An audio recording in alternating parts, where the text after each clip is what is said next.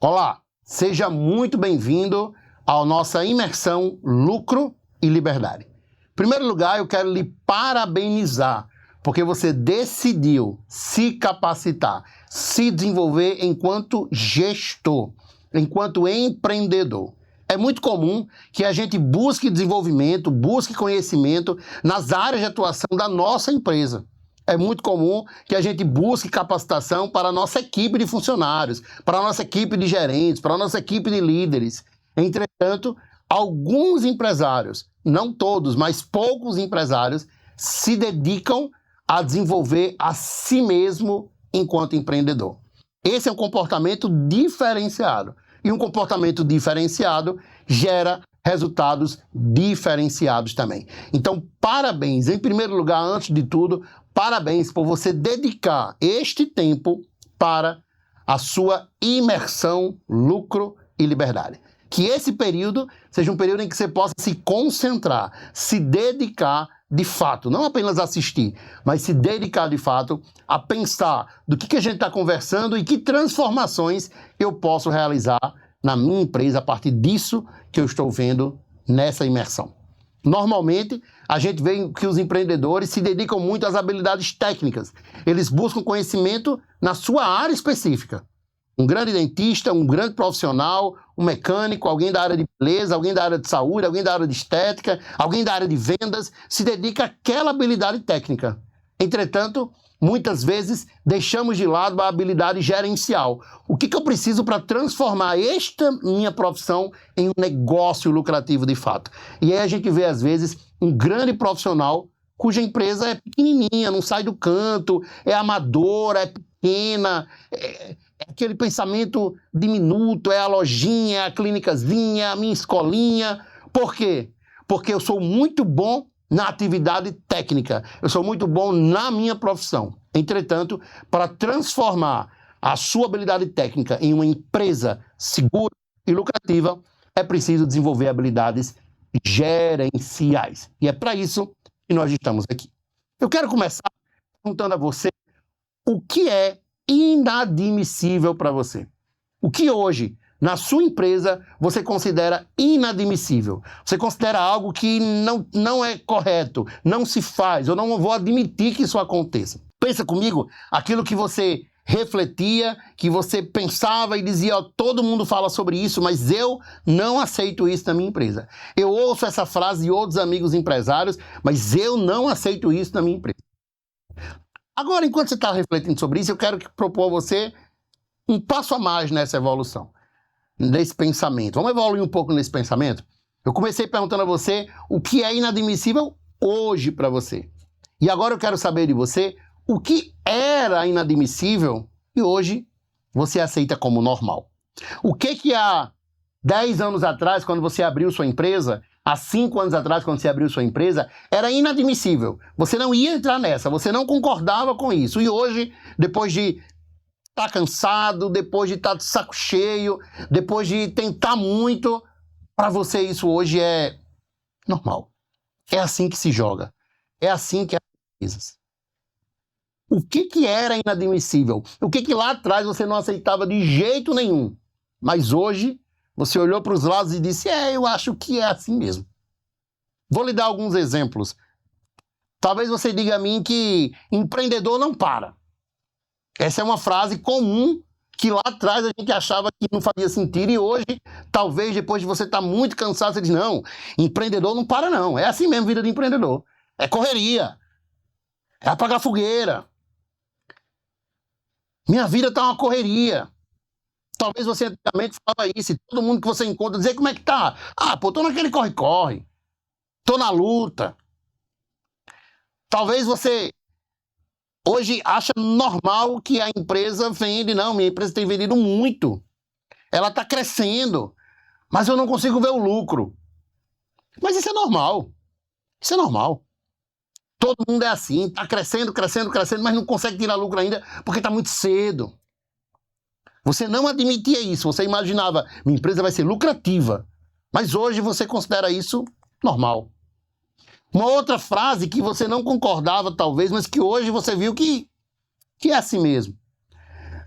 Não consigo tirar um prolabore para mim. Mas de um jeito ou de outro eu pago minhas contas. Você considerava isso um absurdo. Como é que o empreendedor não tem um prolabore robusto, legal, que melhora a qualidade de vida dele? E hoje, depois de tanto bater cabeça, tentar e não conseguir, você diz, não, isso é normal. O importante é que de um jeito ou de outro eu pago minhas contas. Talvez você já tenha pensado isso.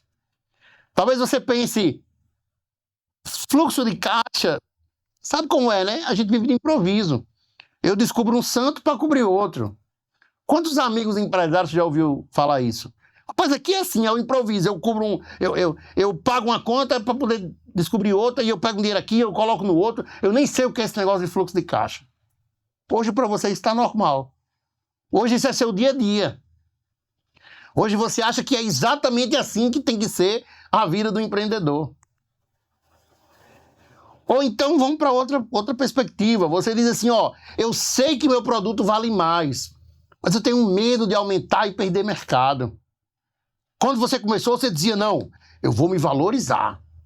Minha profissão, meu produto, minha empresa tem que se valorizar. Mas hoje, depois de tanto tentar, tanto fazer, concorrência desonesta, muita coisa, aí o cliente negociando tal, você disse, eu não quer saber. Eu sei que o meu produto vale mais, mas eu tenho medo de aumentar. E se aumentar o preço, eu perco o mercado. Lá atrás você não achava isso, mas hoje o cansaço, a luta, o trabalho que não está funcionando fez você dizer, é assim mesmo, não dá para a gente cobrar o que a gente quer. Outra frase que provavelmente você pensou, eu nunca consigo contratar alguém bom de verdade. Mas toda empresa é assim. Eu já pedi indicação e todo mundo nunca dá certo. Talvez você pensou, vou montar o time, eu vou criar uma estrutura, alta performance, e aí você tentou, contratou, não deu certo, quem era bom foi embora, quem você contratou não deu certo, e aquele pessoal que não se engaja e fez um processo, outro processo, e hoje você diz assim, gente, é assim mesmo. É assim mesmo. Eu não consigo contratar alguém bom de verdade e não funciona. O povo não quer trabalhar.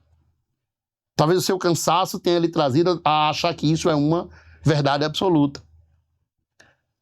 Talvez você diga assim, olha, eu tenho pessoas na minha equipe que não entregam. Eu tenho pessoas na minha equipe que não entregam, que não geram resultado, que não dão em nada. Mas eu continuo com elas, que eu tenho pena de demitir. Talvez sua situação seja diferente das que eu falei agora. Sua situação seja que você tem uma equipe de baixa performance, mas você não tem coragem de demitir, porque você pensa assim, rapaz, tão difícil arranjar outra pessoa, melhor ficar com esse que eu já tenho mesmo. Você acha que se demitir, sua empresa vai se destruturar toda. Pode ser seu.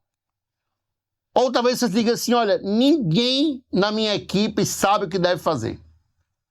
Ninguém na minha equipe sabe o que deve fazer. Talvez sua realidade seja essa. E você já tomou isso como verdade. Todo mundo fica esperando eu dizer algo. Mas as pessoas são assim mesmo. As pessoas são assim mesmo. Uma outra coisa que as pessoas costumam dizer, os empresários costumam dizer, e aí eu não achava que era verdade, mas o cansaço fez você pensar, eu não consigo uma reunião com a minha equipe. Sempre que eu faço uma reunião para falar, eu chamo, falo, mas eles continuam fazendo errado. Eu não consigo fazer treinamento com a minha equipe. E aí, olhando para o cliente, você diz, olha, eu na verdade, em relação ao cliente, eu me adapto a cada cliente. Porque afinal, eu não posso perder cliente. Então, o preço que ele disser, eu faço. Quando você olha para as suas finanças, você pensa, é assim mesmo. A jogada é essa mesmo. Eu apago uma coisa, cubro outra, vou para lá, vou para cá. Em relação à equipe, não tem jeito, as pessoas são assim. Em relação ao marketing, rapaz, a concorrência é muito grande, eu tenho que baixar o preço para poder atender o cliente. Em relação ao processo, você diz, é a correria, não tem o que fazer. Você está preso numa situação em que coisas que você não concordava, você agora considera que é assim mesmo. Talvez você diga, eu já tentei planejar muitas vezes. Muitas vezes. Eu já fiz estratégia de marketing que não funciona. Talvez você tenha dito, rapaz, bater meta até que é fácil. Difícil é manter. E o principal, você deve ter dito assim, cara, rotina de empresário é assim, é uma loucura a vida. Eu não tenho rotina definida. Eu não tenho rotina definida. Quando a gente pensa nessas frases, a gente está dizendo, em outras palavras, que você entrou numa história como empreendedor para mudar a sua vida. Você entrou nessa história de ser empresário para mudar a sua vida. Para ter qualidade de vida, para ter tempo, para ter uma reserva financeira melhor, para conseguir viajar, para conseguir dar uma vida melhor para os seus filhos, para conseguir mudar a sua realidade. Entretanto, hoje você se vê totalmente diferente. Você pensou em algum momento, cara, eu vou empreender. Porque na hora que eu empreender, eu vou ter mais tempo, mais qualidade de vida, eu vou ser dono da minha história, eu vou ter férias. E o que aconteceu é que hoje você se vê atolado, sem rotina, sem sequência, sem tempo, muito menos tempo do que antes. Você se vê sem conseguir tirar um valor satisfatório da sua empresa. Você paga suas contas no aperto. E você olha para sua empresa e vê, até que cresce, até que vai, mas eu não consigo ver o resultado disso. Em outras palavras, você foi em busca de mais lucro, de uma empresa lucrativa, forte, que lhe desse mais resultado. E você foi em busca de mais liberdade. Você foi em busca de encontrar liberdade de vida. Não é não fazer nada, não é aleatoriedades, mas de tomar as decisões, de decidir em que eu quero empreender, de decidir o que eu quero fazer, de decidir para onde eu quero estar. E hoje você vê que parecia ser tudo uma ilusão. Nem existia lucro e nem existia liberdade. Então, essa é a nossa conversa hoje. É para lhe dizer e lhe mostrar, primeiro, com fatos. E segundo, lhe mostrar o como. Lhe mostrar com ferramentas práticas, sem blá blá blá, sem conversa motivacional, sem conversa de vai dar tudo certo, você vai vencer. Não é nada disso. Se você veio aqui atrás de motivação, vai embora. Eu vou lhe mostrar com ciência, com conhecimento, com ferramentas práticas. Como você vai fazer para a sua empresa ter mais lucro e para você ter mais liberdade. É para gerar mais lucro para a sua empresa e mais liberdade para você que nós estamos aqui. Então, eu quero começar dizendo a você que nós vamos dar um chega. Eu quero que você, internamente, aí onde você está me assistindo, você dê um chega. Não se trata de encontrar o melhor momento. Não se trata de achar que as coisas vão se encaixar. Não se trata de achar que está chegando o momento, que o mercado vai melhorar. Se trata de individualmente dizer, chega, eu vou mudar essa realidade. Eu vou mexer naquilo que é controlável, naquilo que eu posso controlar. E essas coisas vão fazer diferença na minha vida. O que é incontrolável, o que está fora da sua ação, a política, o governo, o concorrente, a economia, o interesse das pessoas, isso você não vai tocar nesse assunto. Você não vai pensar nisso, porque não está no seu controle. Tem para que você pensar nisso? Mas aqui, eu quero falar com você sobre o que é controlável, o que você pode mudar. Então não se trata de esperar algum momento, não se trata de lhe dizer, eu não estou aqui trazendo uma boa notícia, eu não estou aqui trazendo para você de que, ei, vai dar tudo certo, ei, o mercado está mudando, você pode, você vai vencer. Não é nada dessas balelas, para mim isso é tudo lorota, conversa para vender poeira. Eu estou trazendo para você aqui ferramentas, através do nosso método, que já tem muita história para contar, e eu vou contar um pouco dessas histórias ao longo dos nossos encontros nessa nossa imersão Lucro e Liberdade. Primeira coisa para a gente aprender, pegue um papel, pegue uma caneta. Se você está fazendo alguma outra coisa enquanto assiste esse vídeo, não faça. Pare o que você está fazendo, sente num lugar, pega um papel, uma caneta, pega um tablet, pega um computador, pega alguma coisa que você possa registrar o que eu vou dizer agora. Primeira coisa, É possível ter uma empresa com lucro e liberdade? Essa é a primeira grande questão. É possível ter uma empresa com lucro e liberdade. Empresas quebram todos os dias. Se você der um passeio pelo seu bairro onde você mora, se você der um passeio pelo bairro onde fica a sua empresa, se você der um passeio pela sua cidade, você vai encontrar todos os dias empresas quebrando, fechando, falindo. E ao mesmo tempo, você vai encontrar todos os dias empresas nascendo. Talvez na mesma rua, talvez no mesmo segmento. Talvez, pense no teu ramo. Você vai olhar aqui, eu vou olhar essa avenida aqui, anda nela de ponta a ponta. Você vai encontrar naquela mesma avenida uma empresa que quebrou. Agora, 1 mês, a 2 meses, esse ano. E você vai encontrar uma empresa que começou. Uma pessoa que arriscou. Uma pessoa que começou do zero. Da mesma forma, você vai encontrar empresas crescendo. Empresas crescem o tempo todo. Empresas congelam o tempo todo. Uma empresa que congela é aquela empresa que não quebrou, mas também que não sai do canto, que não se desenvolve, que não avança, que não evolui, que não tem tecnologia, que não aumenta mercado, que não tem organização financeira, que não reforma, não traz novos produtos, faz nada, está parada no tempo e no espaço. O tempo todo, empresas quebram, empresas nascem, empresas crescem, empresas congelam. Não depende de mim, não depende do governo, não depende da localização, não depende de nada. Depende do empreendedor. E eu quero mostrar para vocês, queria que vocês olhassem bem para essa imagem, que vai fazer a gente compreender o que de fato influencia em uma mudança organizacional.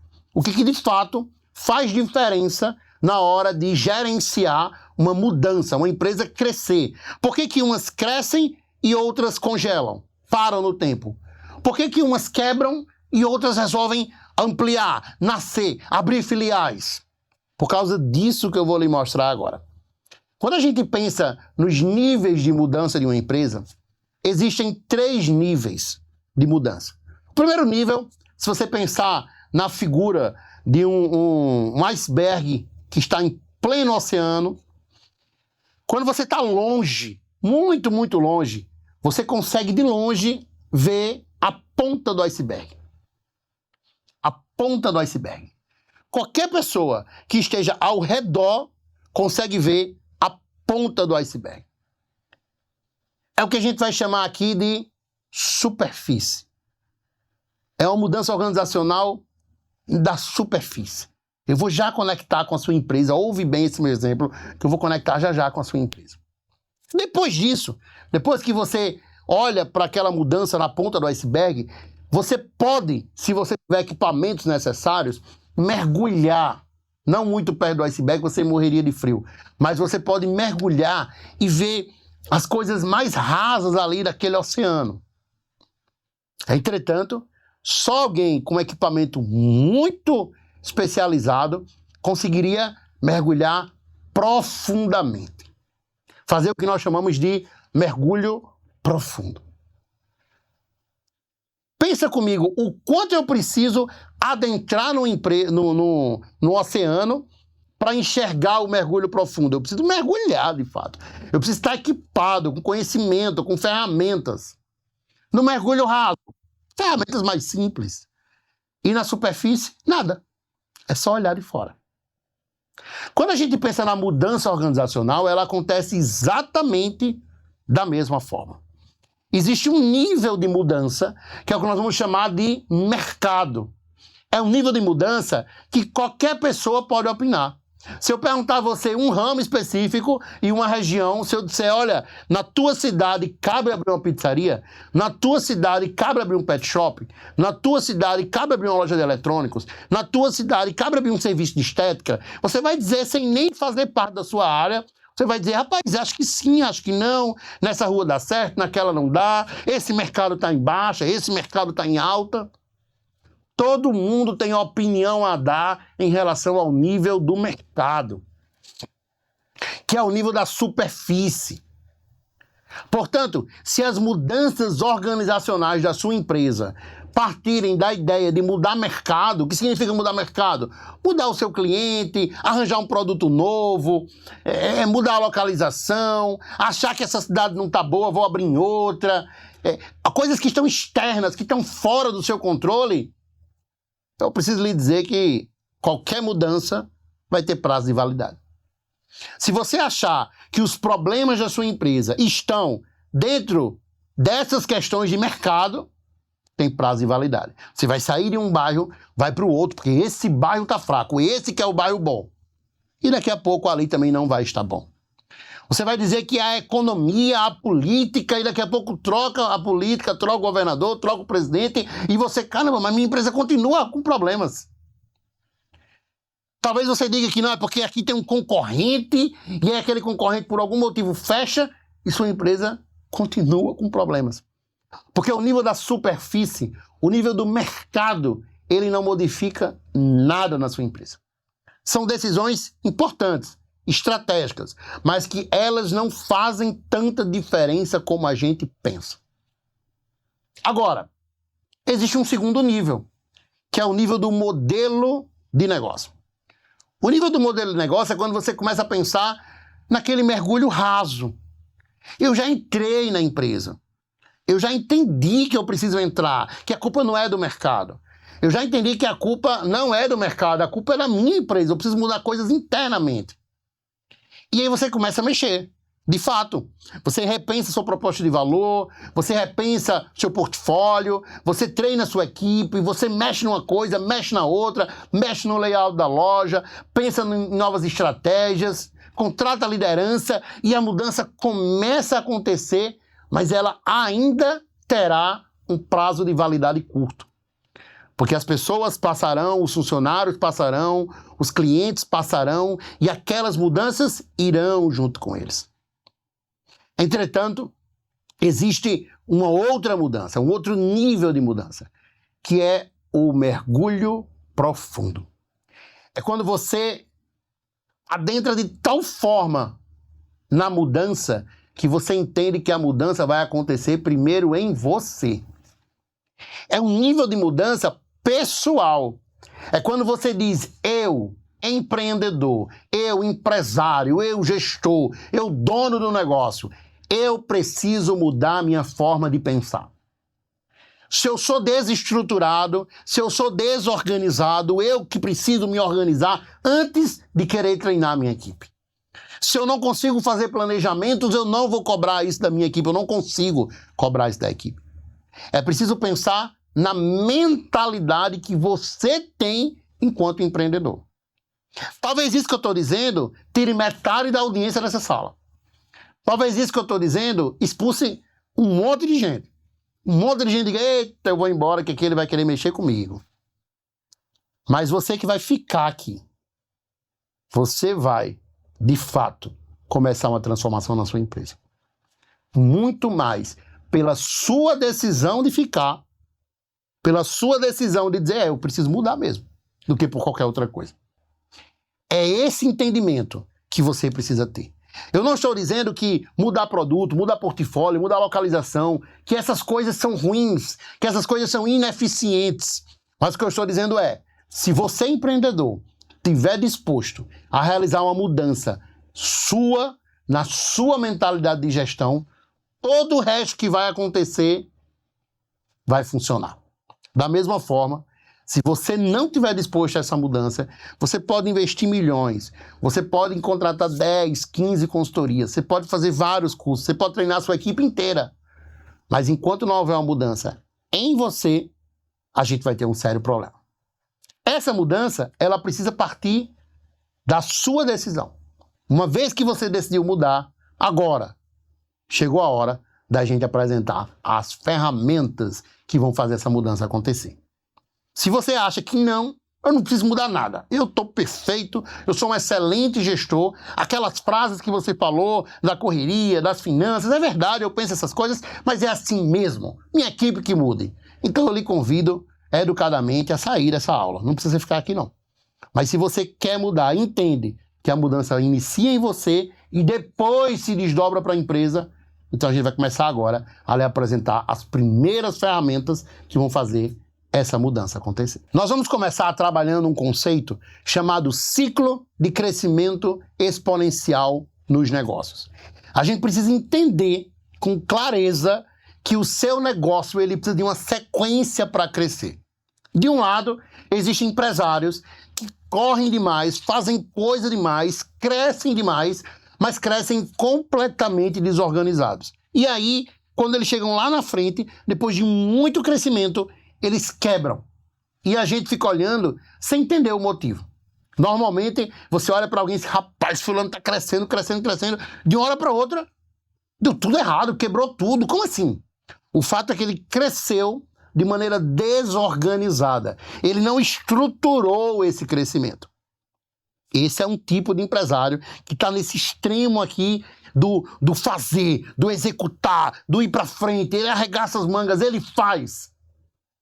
Do outro lado, existe um outro tipo de empresário que está no outro extremo. É alguém metódico, planejado, organizado, estruturado, mas que tem dificuldade de executar.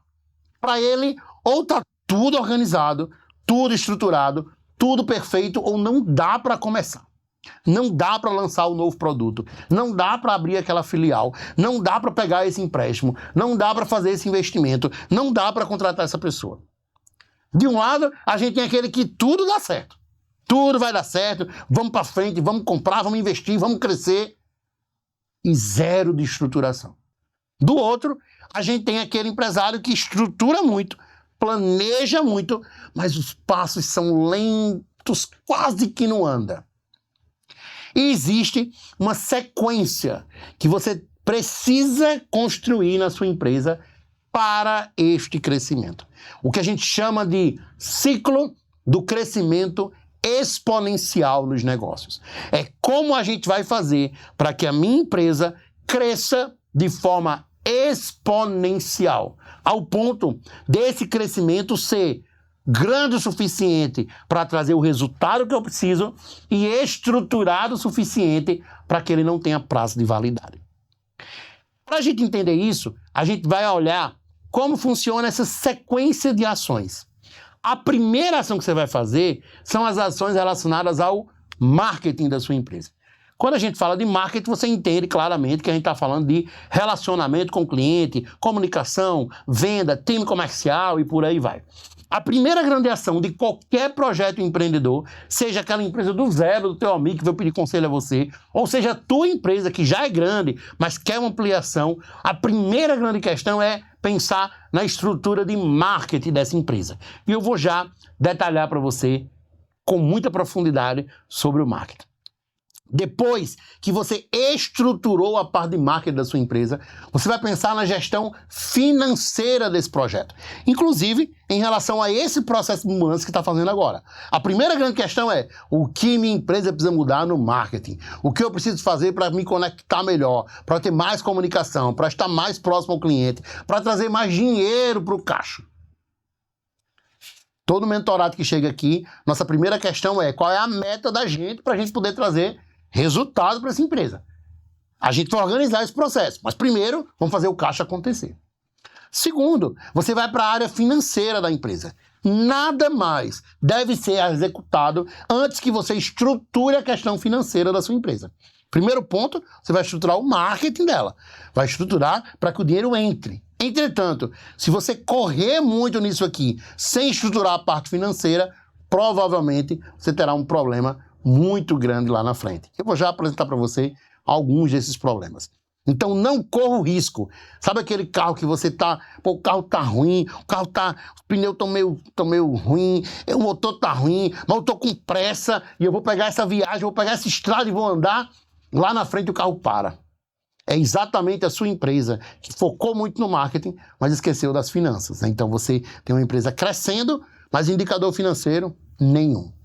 Primeira coisa, marketing. Segundo, finanças. Nesse processo, a empresa vai gerar uma outra questão, vai gerar um outro problema de estrutura, que é a questão dos processos. Uma vez que você tem uma empresa que cresceu, o marketing funcionou, estruturou as finanças, você se depara com um problema que é o processo.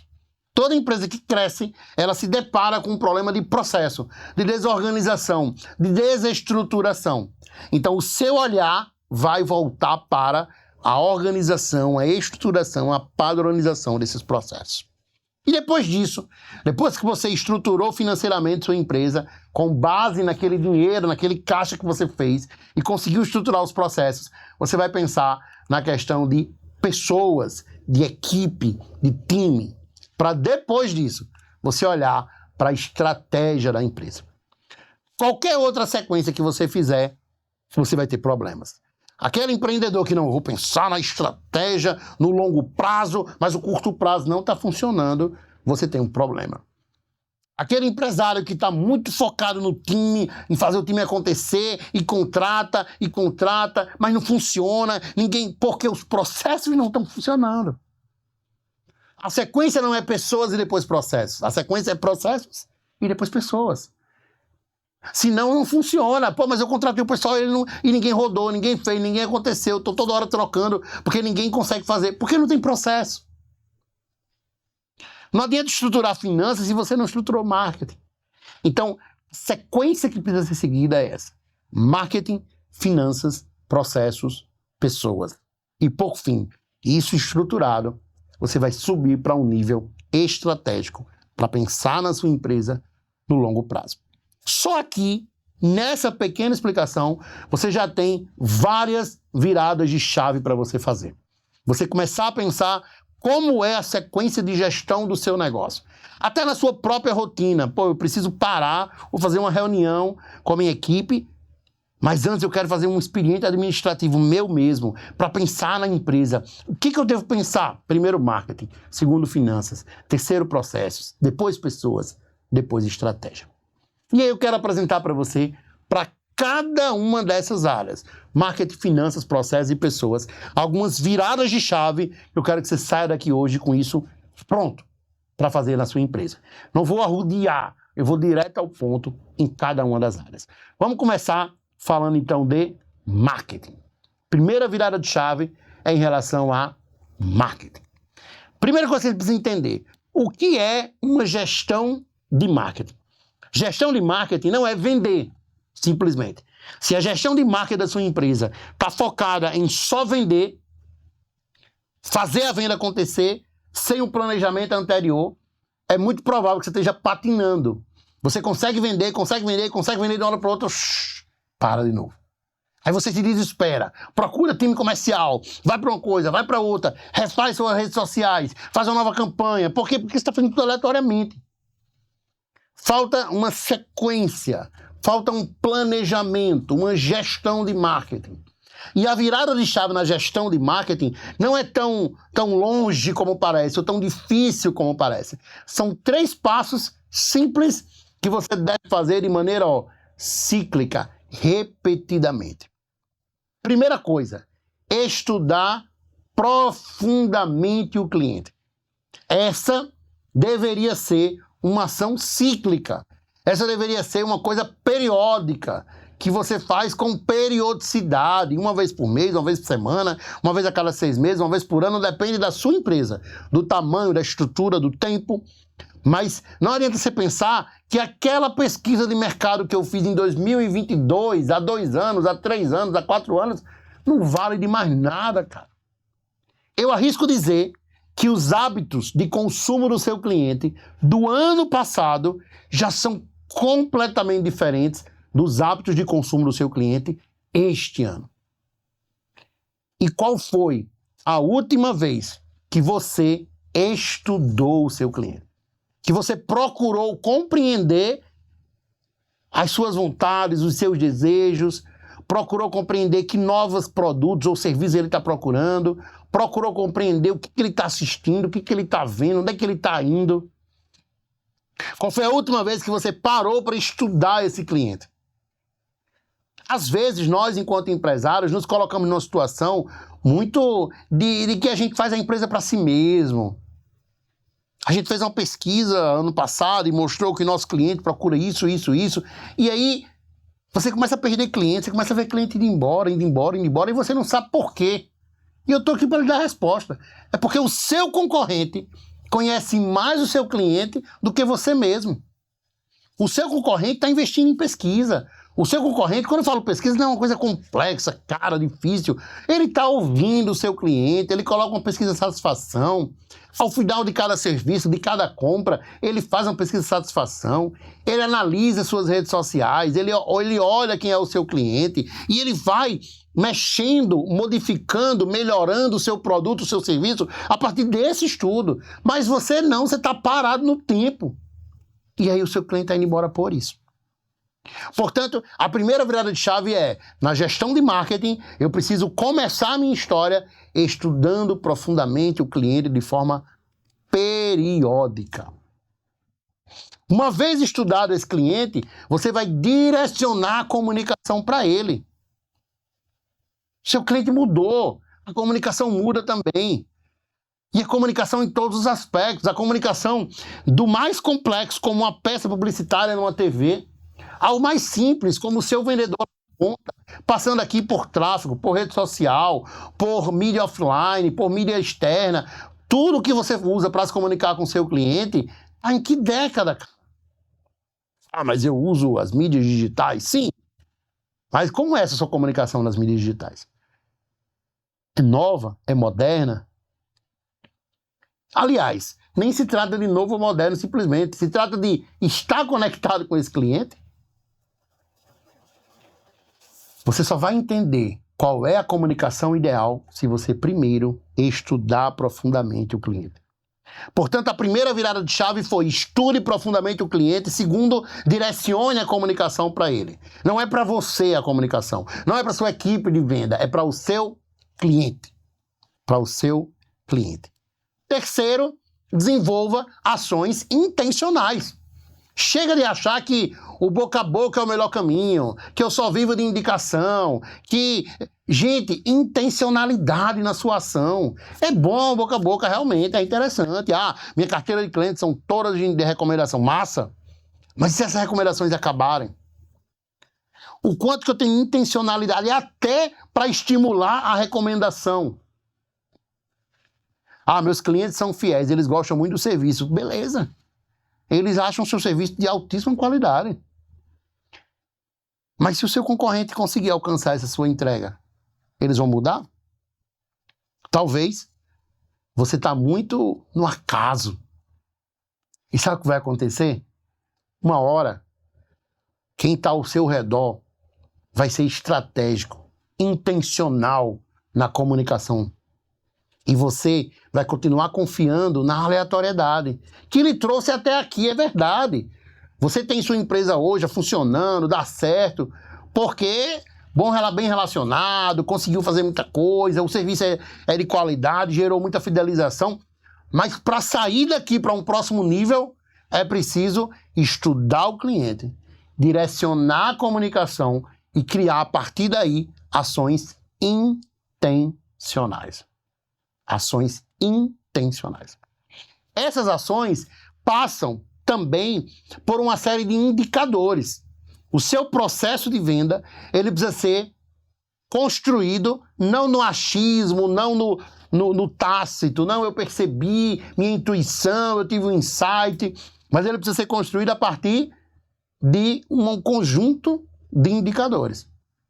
A sua equipe de venda, desde quando eu digo equipe de venda, não estou falando necessariamente do vendedor lá da ponta, mas todo mundo que pensa na venda, desde o topo do funil lá, a galera que está focada em trazer mais leads, em conversão, a galera que está focada em conversas, a galera que está focada na venda em si, todo o processo. Ele precisa estar entendendo que a sua estratégia ela tem que estar pautada em 3 grandes pontos. Primeiro, conversão.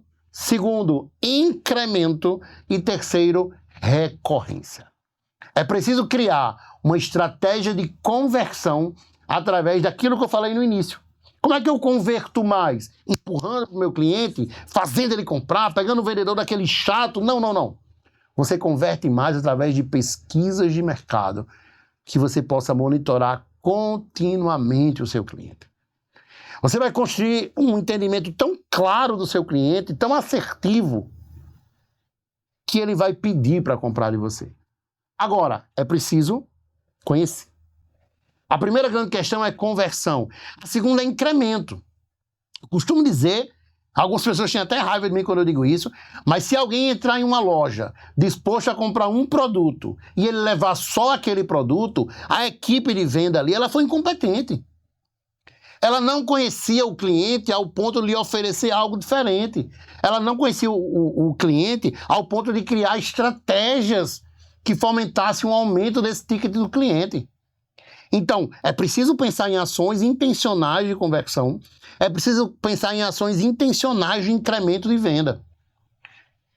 Ah, mas tem um vendedor aqui que é muito bom, o vendedor aqui chega o cliente ali, mas você vai depender desse vendedor? Se essa pessoa adoecer, se essa pessoa mudar de empresa, se essa pessoa fizer alguma coisa e tiver que sair da cidade. Sua empresa depende da iniciativa desse vendedor, que é muito bom naturalmente. Não! Você precisa criar ações intencionais de conversão, mas também de incremento. É preciso criar ferramentas, é preciso criar estruturas que façam seu vendedor intencionalmente ter uma ação de incremento de venda.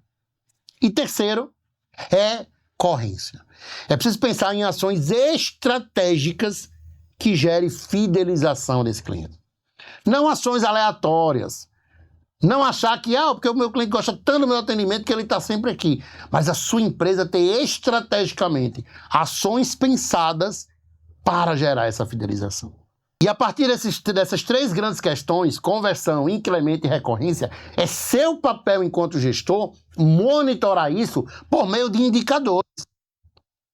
Por meio da gestão de indicadores. Vamos entender quais são, então, os indicadores do processo de venda. Primeiro, número de pessoas que visitam sua loja, número de pessoas que visitam seu site, número de pessoas que assistem seu anúncio, número de contatos que você tem no WhatsApp, tempo de resposta do cliente, conversão média da sua equipe, qual é o custo de aquisição de um cliente, qual é o ticket médio, qual é a taxa de recorrência. Você precisa entender quais são os indicadores interessantes, importantes no seu processo de venda e estabelecer ali um contínuo monitoramento. Não adianta você contratar alguém, treinar sua equipe, um grande treinador de vendas, e ele vai, sua equipe sai motivada, estimulada, aprende um monte de ferramenta, e você, enquanto gestor ou o seu gerente de vendas, não acompanha continuamente isso. É preciso acompanhar de perto. O sucesso da sua equipe comercial está relacionado ao monitoramento. Não é ficar vigiando, não é ficar ali empurrando, mas é o acompanhamento dessa equipe. Eu costumo dizer, ainda naquela analogia que eu fiz do carro, que uma empresa sem indicadores é como um carro que você vai pegar uma estrada, você abastece o tanque, mas quando você liga o carro, você percebe que o marcador de combustível não funciona. E aí você continua andando. E você sabe que ele vai andar, porque você encheu o tanque. Você sabe que esse carro vai lhe levar. Só que você não sabe até quando. Você não sabe em que momento ele vai parar. E é exatamente assim uma empresa sem indicadores. Uma empresa sem indicadores é uma empresa que funciona, que gera resultado, que tem demanda, que traz lucro, mas uma hora ela vai parar. Uma hora ela vai quebrar. E você está tão fora dos indicadores, você está tão leigo sobre o que acontece na sua empresa, que você nem sabe quando ela vai parar. Quando você vê, é o carro morrendo. Acabou a gasolina. Quando você vê, é a empresa. Os clientes indo embora, as finanças meio dando errado, a galera... O que está acontecendo? A gasolina está acabando, faz tempo. Mas você nunca parou para analisar os indicadores. Então, essa é a grande sacada da gestão de marketing. É preciso olhar para os indicadores que fazem sentido para o teu negócio. Mas sem indicadores, o teu processo de venda não funciona. E aí eu quero falar para você algumas verdades que você precisa ouvir sobre marketing.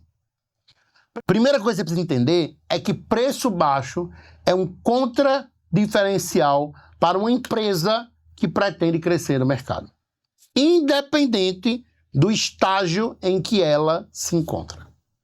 Não caia nesse conversê. Atenção, se você está me ouvindo aqui e está começando uma empresa agora, segura aí a galera que tem empresa há muito tempo. Eu quero falar com quem está começando a empresa agora. E tem um monte de gente ao seu redor dizendo: ei, melhor cobrar baratinho, que você está começando para ganhar mercado. Não caia nessa conversa, que esse povo nunca teve empresa.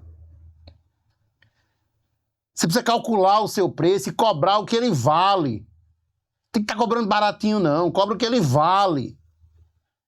Sabe o que vai acontecer com você que está começando e que está ouvindo esse povo que não tem empresa, não tem nada, só fica dando opinião nas empresas alheias? Vai acontecer que você vai vender barato para ganhar mercado. E você vai ter 3 consequências disso. Primeira consequência: o teu cliente que compra barato não te valoriza. Ele quer na hora dele, ele quer do jeito dele, porque você é barata. Barato. Não tem valor nenhum. Segundo, esse cliente que compra barato troca você assim, ó. Na hora que o do lado cobrar R$1 a menos, ele troca. Terceiro, esse barato não paga teu custo. Então você vai ganhar mercado, mas daqui a pouco você está quebrado e pensa assim: cara, eu tinha tanta gente. Porque você foi na técnica do preço baixo para ganhar mercado. Isso é converser. Isso é balela. Preço baixo é um contra-diferencial. Faltando para todo mundo agora, inclusive para as empresas maiores que estão ouvindo a gente aqui, não caia nessa conversa. Tá perdendo o mercado, não é o preço. É o planejamento, é não conhecer o cliente correto, que a gente já conversou. É não conhecer o cliente, é um monte de coisa, só não é o preço, cara.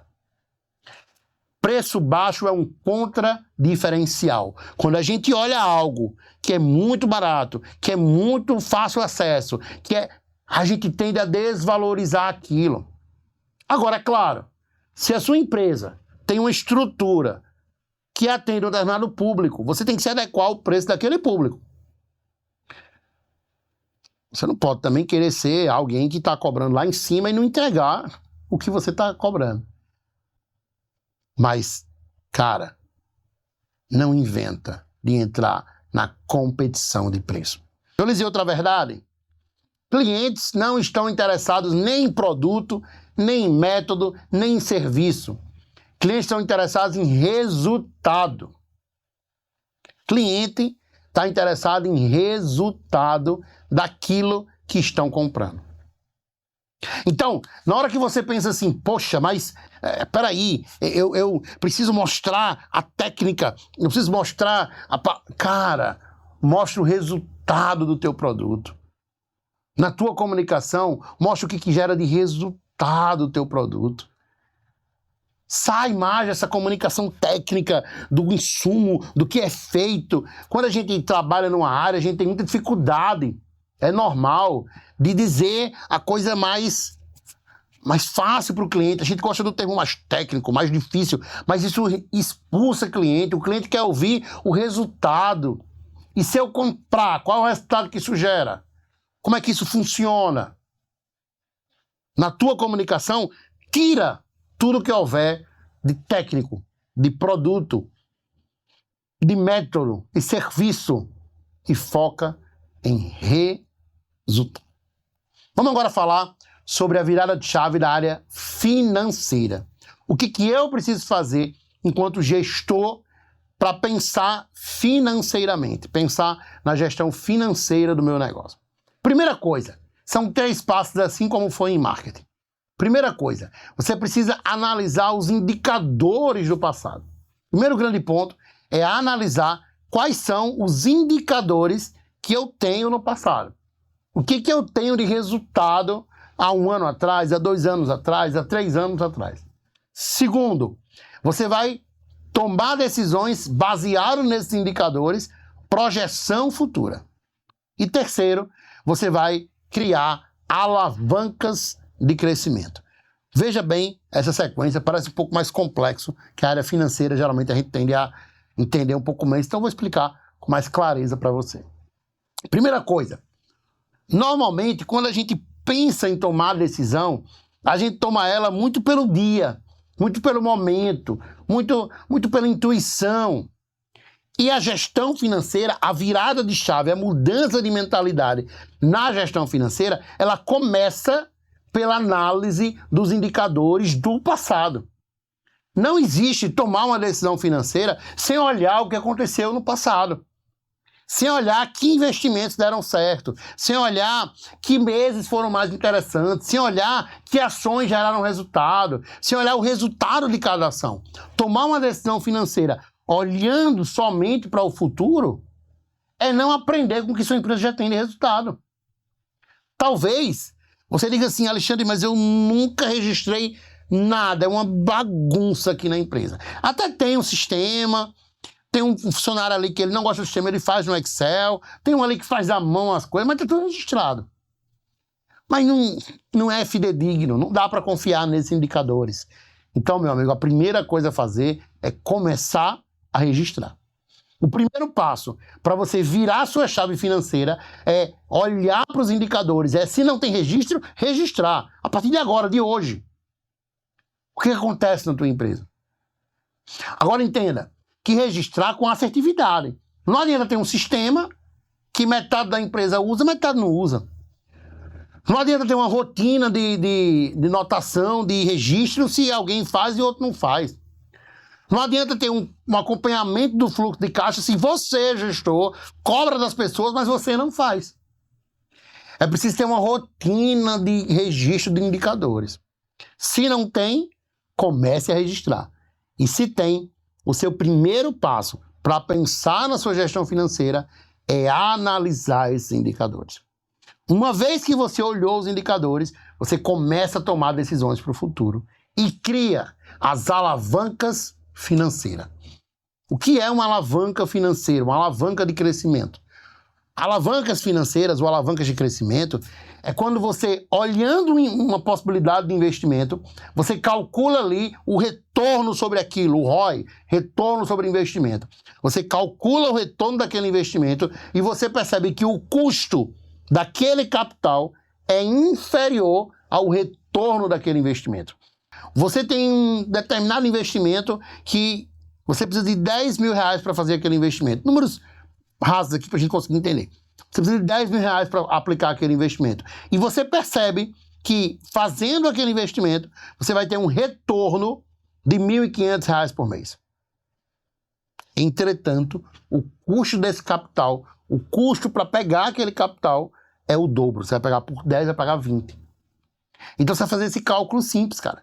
Quanto me custa esse capital? 20 mil. Quanto eu tenho de retorno nesse capital? 1.500 por mês. Então, em 10 meses eu tenho 15 mil, em 2 anos, aí você faz esse cálculo e encontra se é interessante ou não para você. Fiz uma coisa bem simples aqui para você compreender.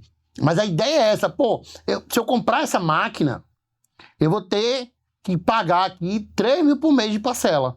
Mas essa máquina substitui 2 funcionários. Opa, eu economizo 5, 6 mil. É uma alavanca de crescimento. Eu vou ter que tirar uma grana para comprar essa máquina, mas isso me alavanca de crescimento, em velocidade, em entrega, em qualidade. Olha, eu vou abrir uma segunda loja, eu preciso de um investimento aqui, isso aqui me custa 150 mil. Mas essa loja, em 2 anos, vai me dar esse retorno de 150 mil. Essa é a conta da alavanca de crescimento. Não vou detalhar ela aqui, que não é o nosso tema de hoje. Mas, a partir do momento que você analisa os indicadores, toma a decisão para o futuro e percebe que esse investimento é interessante, não é para ter medo, não, cara. Empréstimo não presta para pagar a conta passada, atrasado. Empréstimo não presta para estar pagando dinheiro corrente. Precisa de um empréstimo para pagar a folha do mês. Não, para aí não. Mas empréstimo como alavanca de crescimento, financiamento, parcelamento como alavanca de crescimento é o que você precisa para fazer a empresa crescer. Senão você vai ter uma hora que você estrangula seu crescimento. Por mais efetivo que seja o marketing, que é o primeiro passo, se você não constrói financeiramente uma alavanca de crescimento, você não consegue atender essa demanda. Então, sim, vale a pena investir. Vale a pena pegar um valor, vale a pena fazer um financiamento, vale a pena se você fizer o estudo da alavanca de crescimento. Analisa os indicadores do passado, toma a decisão para o futuro e cria essa alavanca de crescimento. Agora você que está me ouvindo e está empolgado, então vou pegar um dinheiro, então eu vou... Preste atenção, a primeira coisa foi indicadores do passado. Se você não tem indicadores, não vai fazer nada disso que eu estou dizendo, não. Você vai primeiro analisar os indicadores do passado. Não tem um indicador, vai registrar os indicadores. Agora eu tenho informação da empresa. Agora eu consigo projetar o futuro. Agora eu posso criar alavanca de crescimento. Não dá para ser medroso, ter tudo organizadinho e tal, mas não tenho coragem de investir. Tu vai morrer na praia. Mas também não dá para essa mentalidade. Eita, eu ouvi Alexandre falando na aula, na imersão, de que eu preciso criar alavancas de crescimento, então agora eu vou investir, vou comprar uma máquina de $500 mil e vou fazer isso, vou fazer aquilo, sem ter um registro de nada, sem ter um estudo. A primeira coisa foi indicadores do passado. A segunda foi crie decisões, tome decisões para o futuro. A terceira coisa, o terceiro passo é crie alavancas de crescimento. Não mistura essa ordem, você vai ter um problema sério. Beleza? Essa é a pegada da sua gestão financeira. Quais são esses indicadores que eu preciso ter, Alexandre? Você falou indicadores do passado, indicadores. Quais são os indicadores que eu preciso ter? Margem de lucro. Qual é a margem de cada serviço e produto? Você tem? Se não tem, cara, vai calcular. Qual é a sua necessidade de capital de giro? Você tem esse capital de giro? Você não tem? Quanto você precisa? Quanto sua empresa precisa para se manter durante... Estuda sobre isso. Estrutura de custo fixo. Qual é a estrutura de custo fixo? Tem empreendedor que não consegue responder isso. Você tem que ter isso aqui, ó. Olha, minha operação custa tanto. Mensalmente, para implantar custa tanto. Meu capital de giro é esse. Minha margem é essa. Claro, valores aproximados. Você não vai dizer com vírgula e centavos. Mas você precisa ter um valor aproximado disso na cabeça. No sistema tem que ser vírgula e centavos. Mas na cabeça tem que ter mais ou menos... Quanto custa a tua estrutura? Eu não sei. Não fa... tem que parar para fazer. Não, cara. Alíquotas. Quais são os seus impostos? Quanto é que você paga de ICM? Quanto é os impostos da sua folha? Quanto é que você paga de simples? Qual é a sua tributação? Tem empreendedor que é perdido em relação ao imposto. Chega um boleto, ele paga, não sabe o que é, atrasa o outro. Peraí, cara.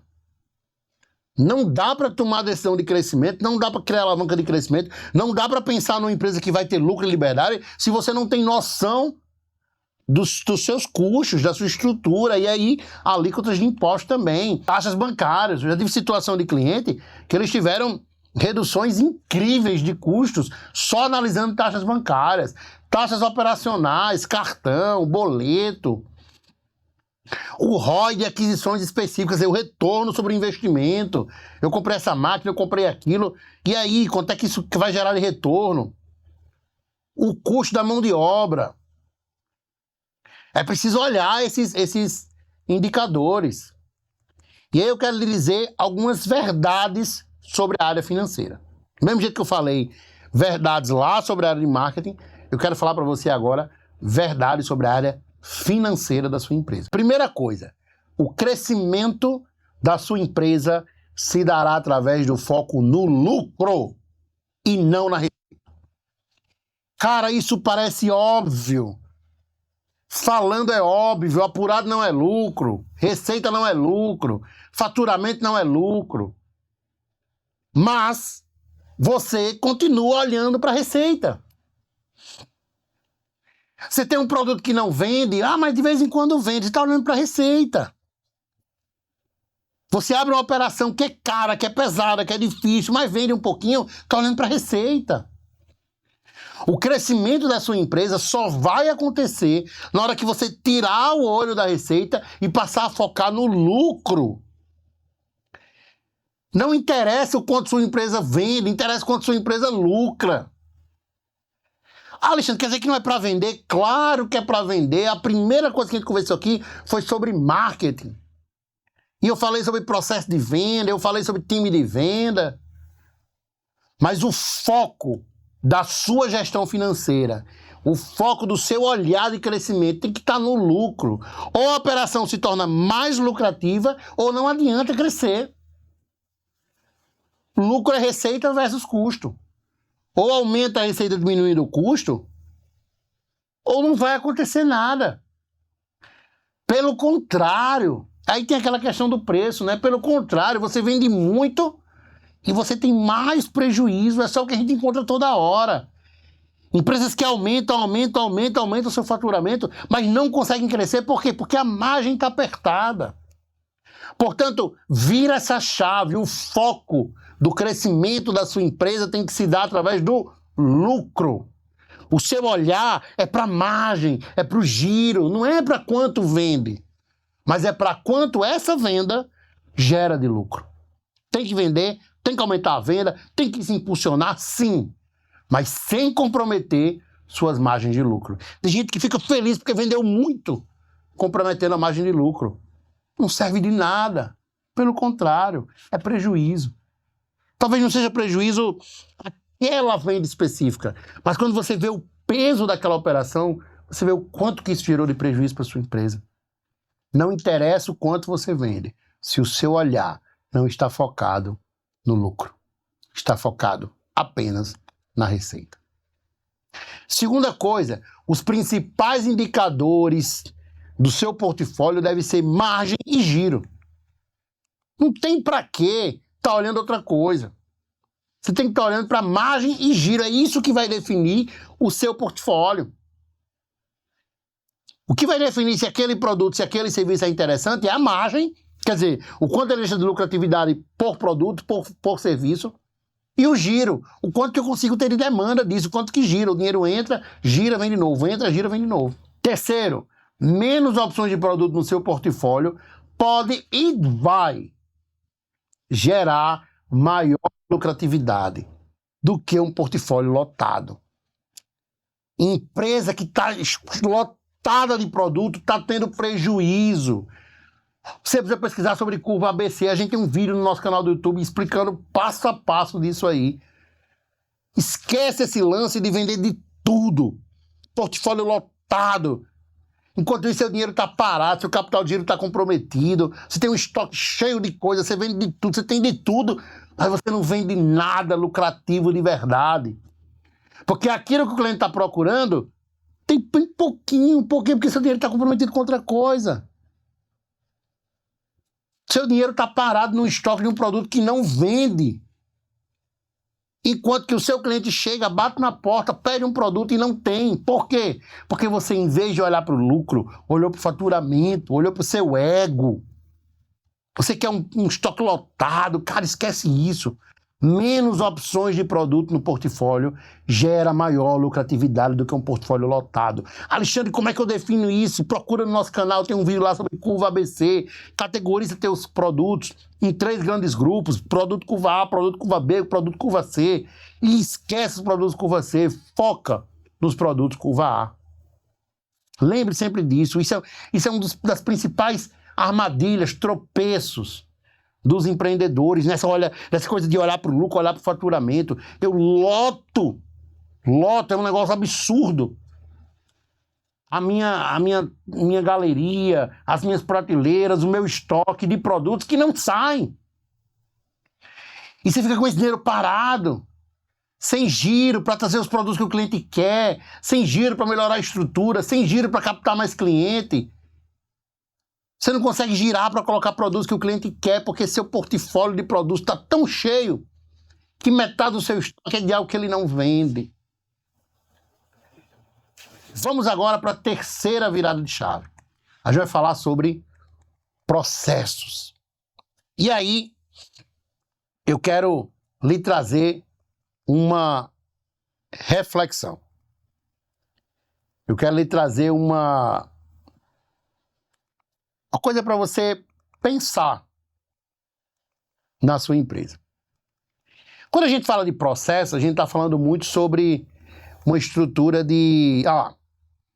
eu preciso organizar a minha empresa, padronizar tudo para que a coisa funcione. Eu preciso organizar para que tudo funcione sem mim.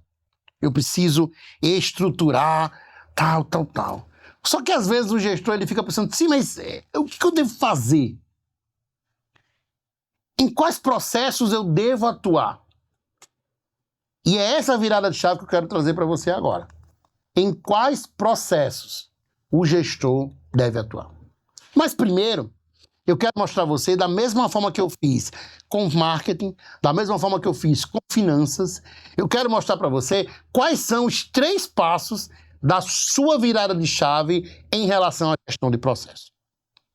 A primeira coisa é você definir os processos chaves da sua empresa. Não adianta você querer ser gestor, ser empreendedor, ser dono de uma empresa que está em crescimento e você fica se apegando ao microgerenciamento. O microgerenciamento vai destruir a sua gestão. Em vez de você se atentar aos indicadores de processos chaves, quais são os processos principais, quais são as coisas mais relevantes, você fica ali se apegando a detalhezinho, a perfeccionismo, a como é que fulaninho está fazendo, e você perde o foco do que importa de verdade. Então, primeira coisa sobre gestão de processos é defina quais são os processos chaves. Fuja da ideia de microgerenciamento. Fuja da ideia de olhar pontinho por pontinho. Tem empreendedor que está olhando se a roupa da farda do funcionário está com mancha. Mas enquanto isso o cliente não está sendo atendido porque não tem um processo de venda. Tem empreendedor que está preocupado com um detalhezinho ali no escritório que está fora do lugar, mas ele não presta atenção que sua equipe financeira ou ele mesmo não tem uma rotina financeira. Você não sabe nem qual o dia que você para fazer os pagamentos da sua empresa ou para a sua equipe financeira, seu tesoureiro, seu financeiro, seu contador, resolver isso. Não tem uma rotina de processo, não tem um processo financeiro definido. Mas eu vi ali que a planilha não está com a aba como eu queria.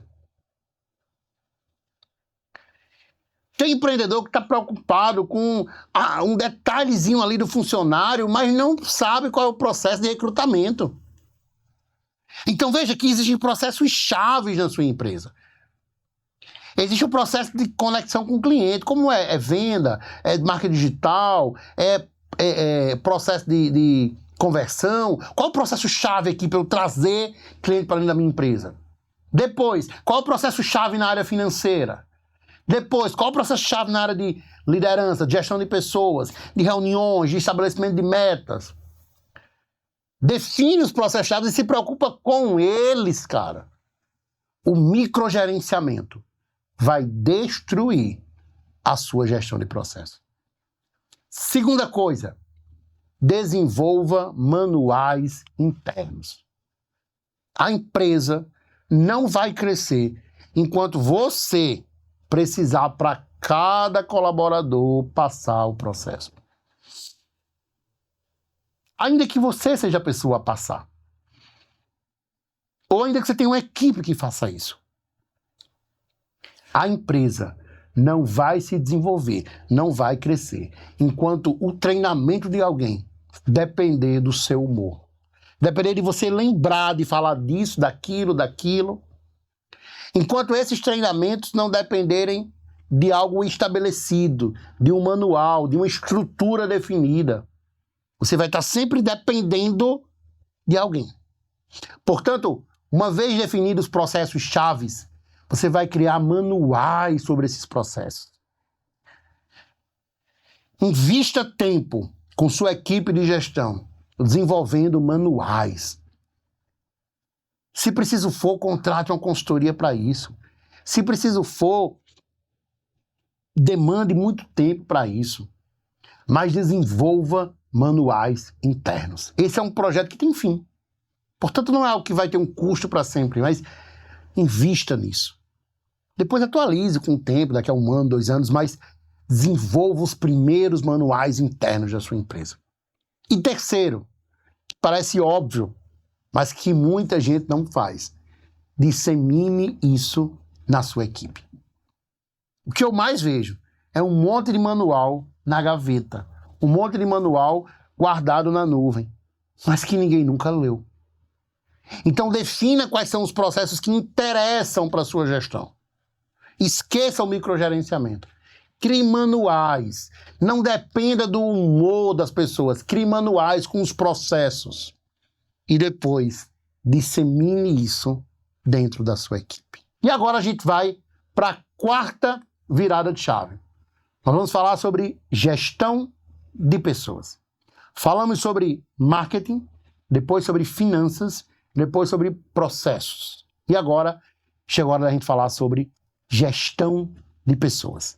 E aí eu quero primeiro falar sobre duas verdades absolutas. Verdades que em todos os lugares elas acontecem.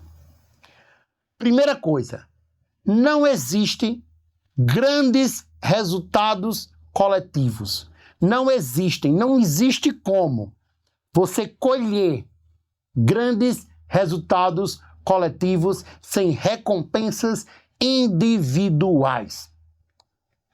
Não existe como você cobrar da sua equipe crescimento, desenvolvimento, venda, resultado, se eles não percebem individualmente, para eles, recompensas individuais. É preciso, junto com um programa de metas, criar um programa de comissão. É preciso, junto com um programa de redução de custos, criar uma bonificação, criar um prêmio.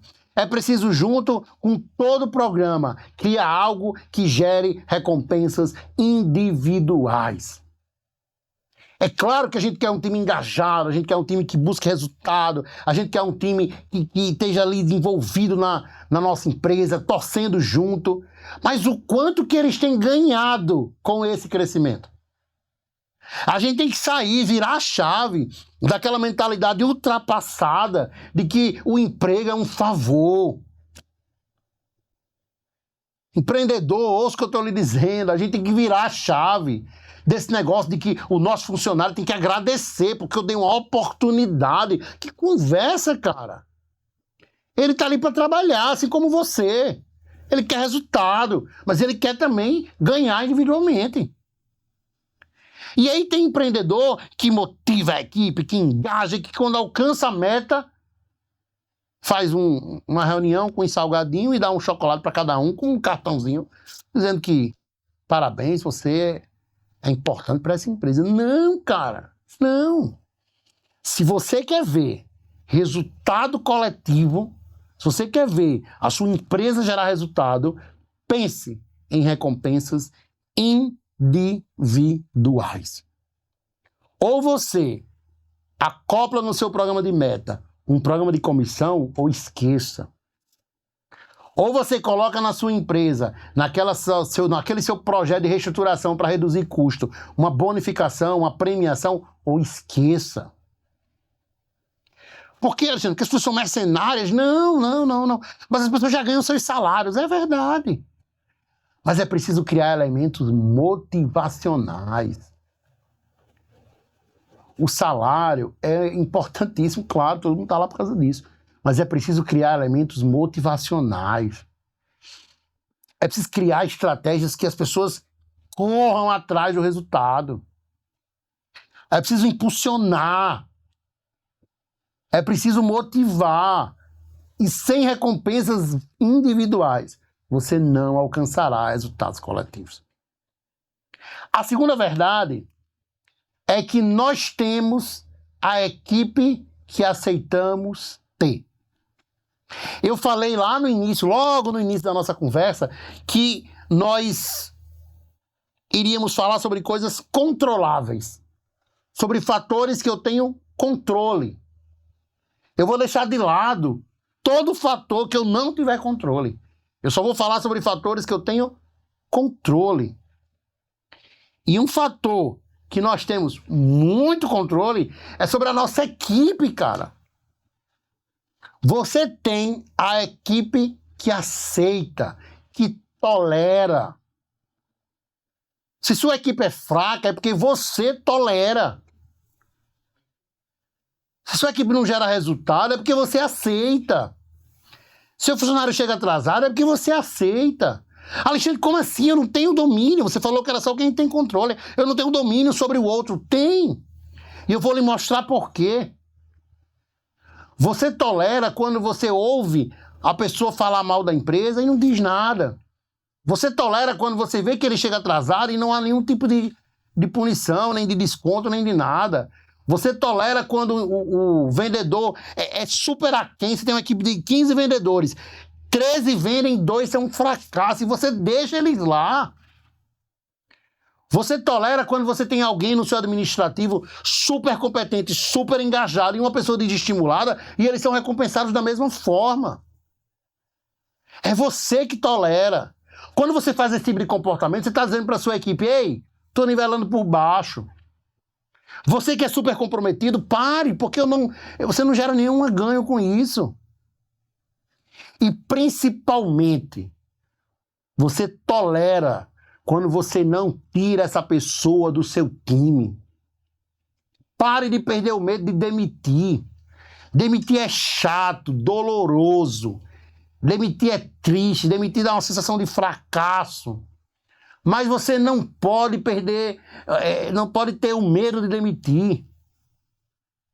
Pare de ter medo de demitir. Ou se tem medo, vá com medo mesmo. Não tem que esperar funcionário fazer aniversário para demitir, não, gente. Esperar um ano para ver se dá certo. Fez um aniversário de empresa. Não, cara. Entrou na tua empresa, foi bem treinado, foi recrutado, é a pessoa certa, fez o manual, apresentou, fez o processo, começou a trabalhar. Passou um mês e meio, 2 meses. Cara, é tchau. Inclusive, isso é legal. 90 dias de experiência. Até a nossa legislação coloca, 90 dias, aí não deu certo, manda embora. E você fica com um colaborador 3 meses, 6 meses, 1 ano, 2 anos, sem dar resultado. Você está comunicando 2 coisas para a sua equipe. Primeiro, para os fracos, para os que não geram resultado, você está dizendo, é assim mesmo, pode continuar. E para os que geram, você está dizendo, deixa de ser besta. Está fazendo tudo isso por quê? Está se esforçando tanto para quê? Você tem o time que você tolera. Se sua empresa é fraca, se sua equipe é fraca, se sua equipe não entrega, não chega na hora, não é comprometida, não corre atrás do cliente, não controla tudo direitinho, não participa das reuniões, não se engaja, é porque você está tolerando isso. Alexandre, como é que eu faço para não tolerar? É simples. Não está adequado, manda embora e traz outro.